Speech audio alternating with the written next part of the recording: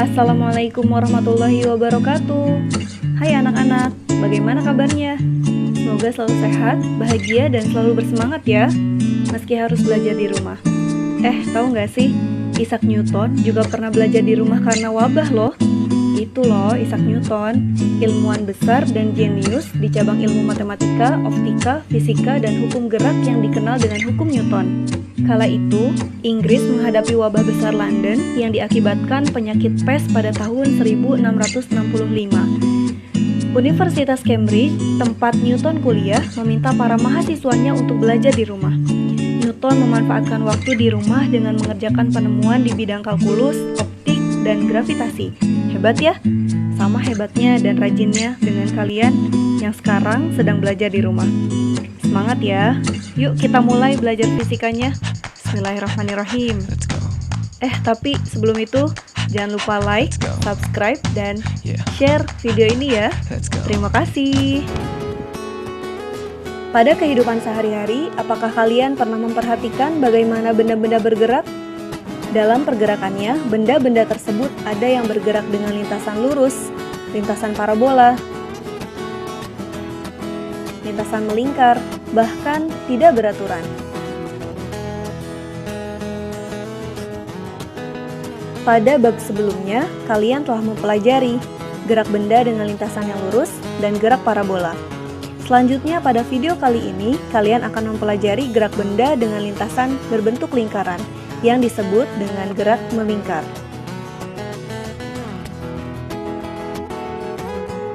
Pada gerak melingkar, benda mengalami lintasan berbentuk lingkaran yang sumbu putarnya di luar tinjauan benda tersebut. Hal ini yang membedakan gerak melingkar dengan gerak rotasi. Pada gerak rotasi, sumbu putarnya berada di dalam tinjauan benda tersebut. Misalnya pada sebuah roda, saat roda berputar, secara umum dikatakan roda mengalami gerak rotasi, karena kita meninjau gerak roda secara keseluruhan, dan roda hanya berputar pada porosnya. Sedangkan pada gerak melingkar, yang kita tinjau adalah titik partikel pada ujung roda yang mengalami perpindahan posisi setiap saat sehingga dalam perpindahannya membentuk lintasan berupa lingkaran. Coba kita perhatikan bagaimana sepeda motor, mobil, dan kendaraan beroda lainnya. Apa yang terjadi jika seandainya kendaraan itu tidak memiliki roda? Tentu kendaraan tersebut tidak akan bisa bergerak. Sepeda motor dan mobil dapat berpindah tempat karena adanya titik partikel pada ujung-ujung roda yang berputar. Putaran pada titik partikel pada ujung roda merupakan contoh gerak melingkar dalam kehidupan sehari-hari. Nah, sampai di sini apakah kalian sudah memahami apa itu gerak melingkar? Masih banyak lagi contoh gerak melingkar dalam kehidupan sehari-hari. Dapatkah kalian menyebutkan contoh lainnya? Silahkan tulis dalam buku catatan masing-masing. Untuk memahami bagaimana benda dapat bergerak dalam lintasan yang melingkar, kalian akan mempelajari jenis-jenis gerak melingkar, yaitu gerak melingkar beraturan dan gerak melingkar berubah beraturan, beserta besaran-besaran fisika yang mempengaruhinya.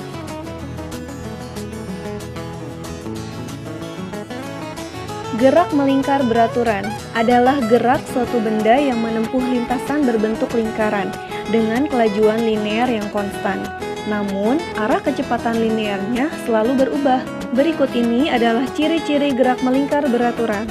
Yang pertama, memiliki besar nilai kelajuan linear yang tetap, akan tetapi arah yang berubah-ubah sesuai dengan perubahan waktu. Yang kedua, besar dan arah vektor kecepatan sudut yang tetap, sehingga percepatan sudut sama dengan 0. Yang ketiga, besar percepatan sentripetal tetap dengan arah selalu menuju ke titik pusat lingkaran. Lalu, apa saja besaran-besaran fisika dalam gerak melingkar beraturan? Sebelum kamu mengetahui besaran-besaran dalam gerak melingkar beraturan, kamu harus mengetahui terlebih dahulu konversi satuan sudut dalam gerak melingkar beraturan dan dalam gerak melingkar berubah beraturan. Sebagai berikut. Nilai satu putaran adalah 360 derajat sama dengan 2 V radian, dengan nilai V adalah 3,14. Namun biasanya di dalam perhitungan gerak melingkar, nilai phi tidak perlu dijabarkan, cukup ditulis dengan simbol phi. Satuan sudut yang baku atau sesuai dengan standar internasional dinyatakan dalam radian. Jika diketahui sudut dalam perhitungan dinyatakan dalam putaran atau derajat, maka ubahlah ke dalam bentuk radian agar hasil perhitunganmu tepat. Contoh soal. Ubahlah sudut 30 derajat ke dalam radian dan putaran. Diketahui besar sudut sama dengan 30 derajat. Ditanya, besar sudut dalam radian dan besar sudut dalam putaran. Jawab, ingat 360 derajat senilai 2 phi radian atau sama dengan 1 putaran. Sehingga besar sudut 30 derajat dalam radian adalah 30 derajat dibagi 360 derajat dikali 2 phi radian sama dengan 1/6 phi radian.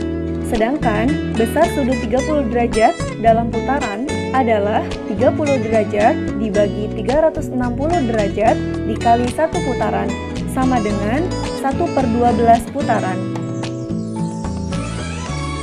Contoh soal yang kedua. Berapa radian sudut pusat yang dibentuk oleh 1/4 putaran? Diketahui banyak putaran sama dengan 1/4 putaran. Ditanya, berapa besar sudut dalam radian? Jawab, ingat 360 derajat sama dengan 2 phi radian sama dengan 1 putaran. Sehingga besar sudut dalam radian 1/4 putaran sama dengan 1/4 dikali 2 phi radian sama dengan 1/2 phi radian. Bagaimana? Sudah paham tentang konversi satuan sudut? Nah, sekarang silahkan kerjakan latihan soal berikut ini ya. Kerjakan di buku catatan sesuai dengan contoh soal yang telah dibahas. Oke anak-anak, sampai di sini dulu bahasan kita tentang gerak melingkar beraturan. Bahasan selanjutnya tentang besaran-besaran dalam gerak melingkar beraturan akan kita bahas dalam video berikutnya. Sampai jumpa, tetap semangat!